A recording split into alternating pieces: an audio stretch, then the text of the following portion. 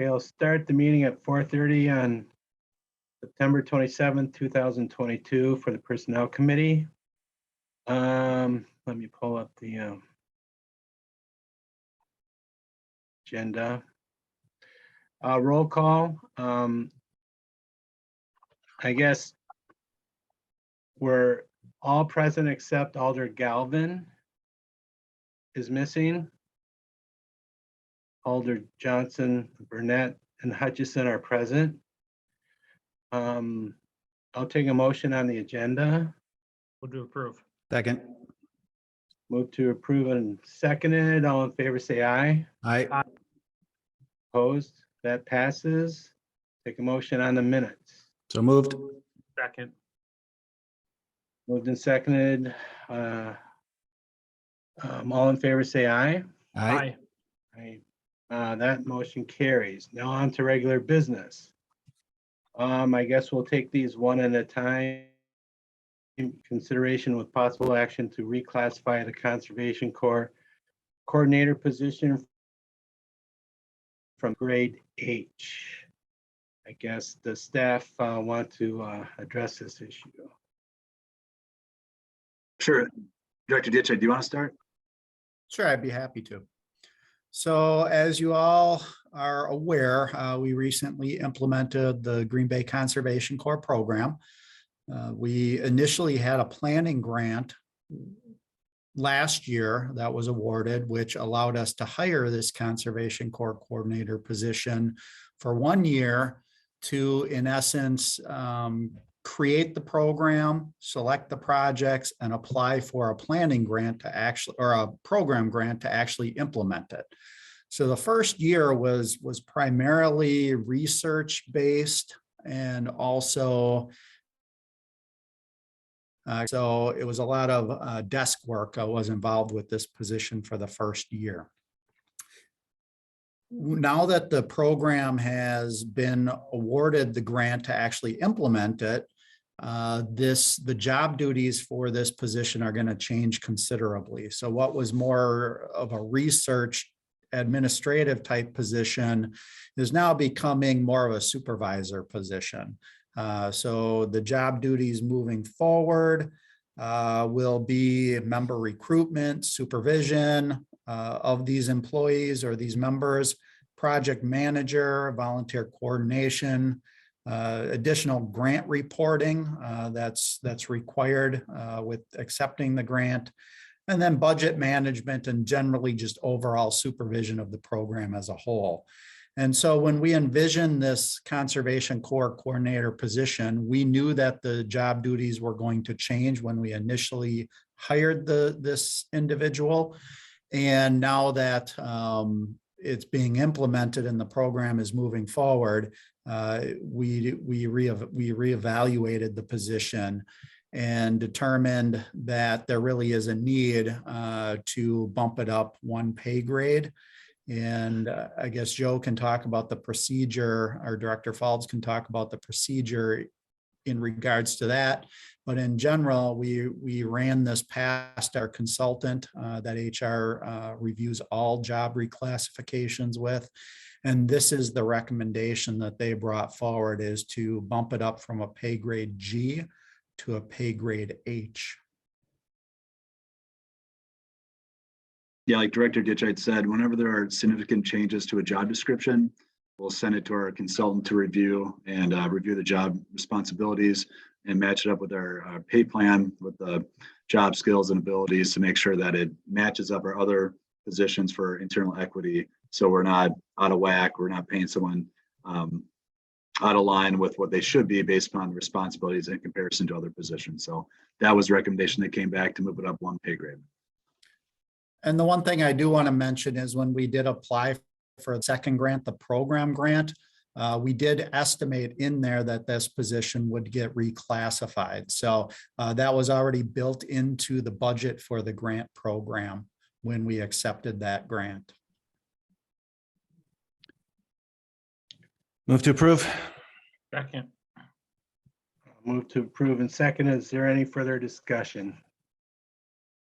Not hearing any. All in favor, say aye. Aye. Aye. Aye. Opposed? Motion carries. Okay. I'm going back and forth here. I just don't want to delete the program. Okay.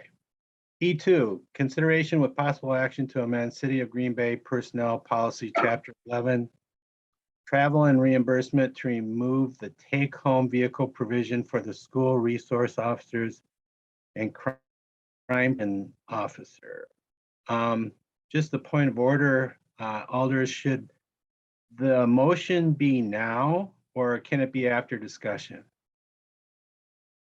I would direct staff to update us on the item and then we'll make a motion. Thank you, Alder. Could we have discussion with staff, please? Yeah, I could start off. It's a pretty minor change and not a big topic to discuss. I think there was discussion with the law department and with our police department about some of the tax implications of having take-home vehicles. So then part of the discussion was to make the change to remove this so SROs were not having take-home vehicles. And then also the crime prevention officer is a position I believe we have not had in a while. So a little bit of a cleanup just from that policy perspective, but very minor change. I think the policy that the police department has created is to allow for take-home vehicles that are consistent with IRS guidelines and then also consistent with for emergency use as well. So Chief Davis, is there anything else you want to add?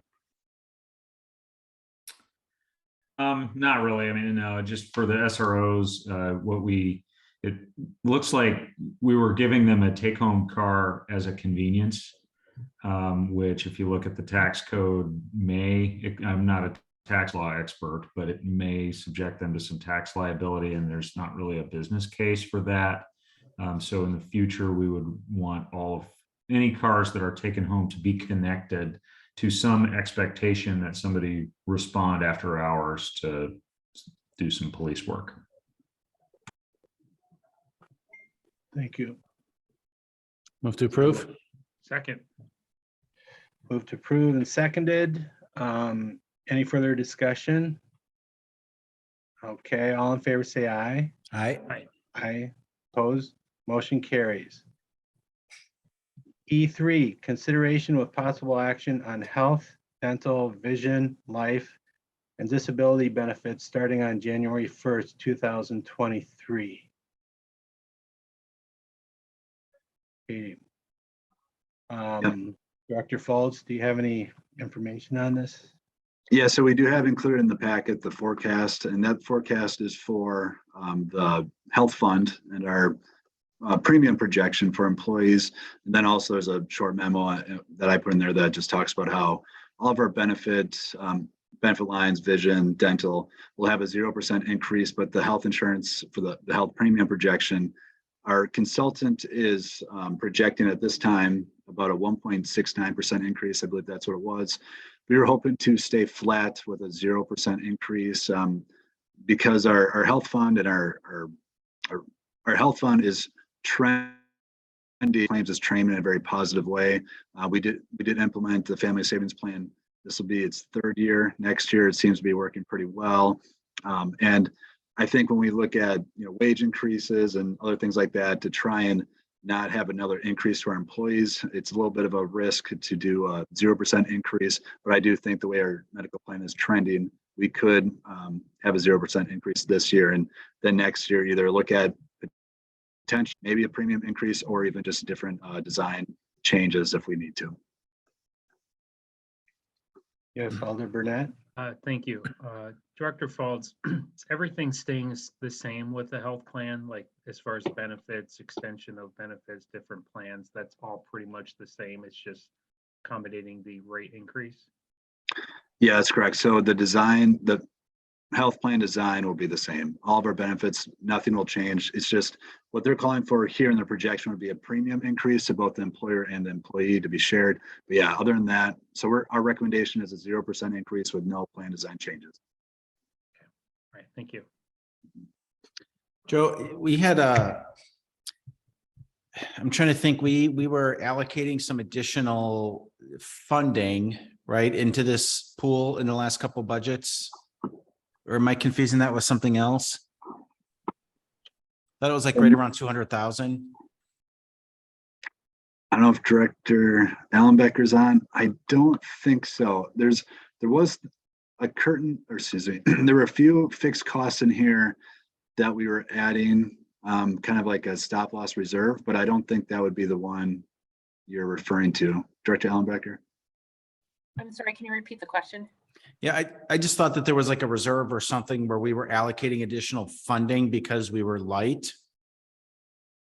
There wasn't, I was gonna say, as Joe had mentioned, in the past, we had been putting about an extra $50,000 into the fixed cost to try to bring the fund balance up for this, for our health benefits.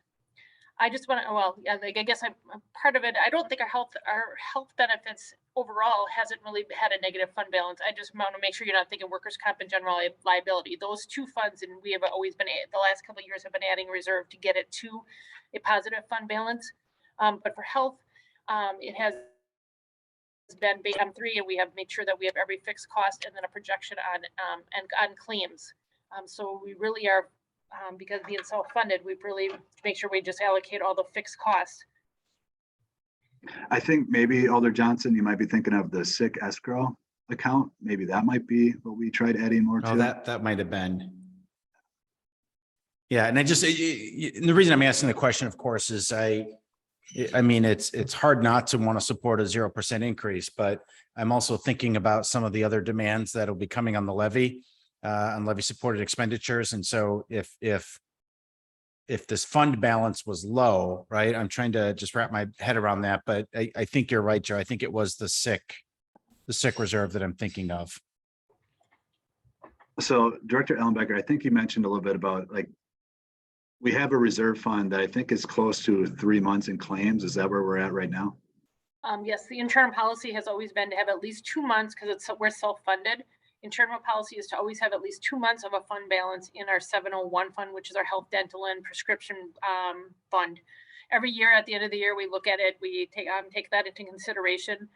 Having a good year this year, and claims being down, we are certainly looking like we have a 2 months, an adequate 2-month supply at this point.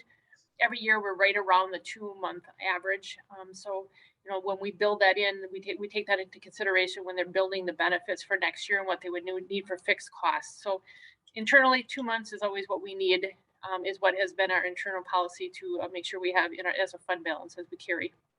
Okay, so you're not seeing any concerns at this time that as we head into the 2023 budget, that we would have to allocate additional funding to that fund balance to keep that in compliance with our policy?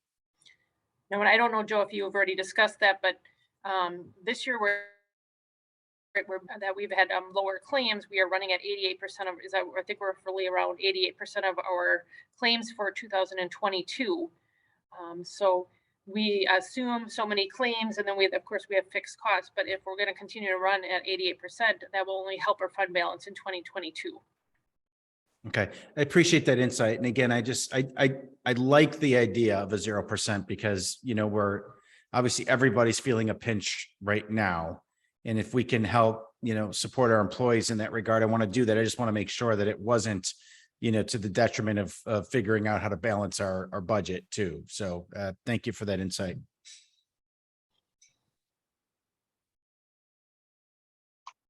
Okay. Any further discussion? I would move to approve a 0% increase. Second. Moved and seconded. All in favor? Aye. Say aye. Aye. All opposed, motion carries. Okay, we're into informational.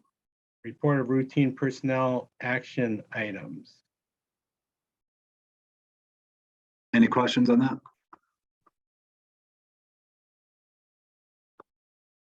I have none. A motion Okay. to receive and place on file, I think is appropriate. Okay, Or that's informational, never mind. Yeah, I don't think you need never it. mind, just informational, okay. F2 is next meeting is October 11th, 2022. Move to adjourn. Oh, Second. okay, it's been moved and seconded. Whew, I'm breathing a little easier. All in favor, say aye. Aye. Aye. Aye. Opposed, Okay, motion carries. We are adjourned at 4:45. Well done, everyone. In a bit. Okay. See you in a bit.